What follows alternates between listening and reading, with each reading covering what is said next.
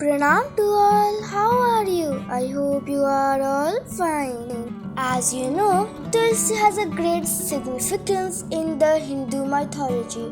Apart from its religious significance, it is known to be effective against many health issues. So during this time, our only goal is to keep this Tulsi plant greeny and bushy. But due to this excessive heat, we fail to do this task many times. So how can we do it? Right before summer, our plant's condition was just like this. There were many seed pods in the plant. So the first work is to remove these seed pods.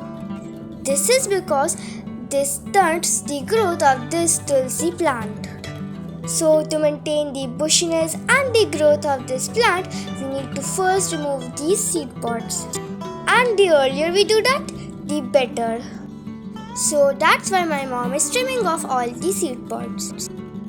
But if you want to know how you can grow new Tulsi plants from these seed pods, then you can store them after drying and plant them in rainy season. Previously, we had given many videos on these Tulsi plants, so if you wish to watch, you can watch them. In this Tulsi plant, my mom generally does not give any fertilizer. So let me tell you what my mom does. So what my mom does is, after worshipping the god with flowers, the flowers dry up. So those flowers she gives to this Tulsi plant. As you can see, my mom is constantly digging the soil. Digging helps in many ways.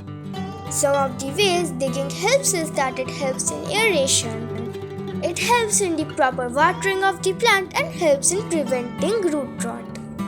Now let me tell you the real reason why my mom is digging the soil. Actually, my mom is going to make a slow releasing compost. That too very easily with the seed pods she just collected.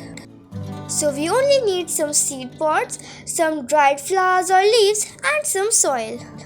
And these three will turn into the best slow releasing fertilizer for your Tulsi plant. And if you could, make sure to spray neem oil or bioenzyme to your plant. Or just spray normal water every day. Spraying normal water will help in the cooling of the plant in these hot summers.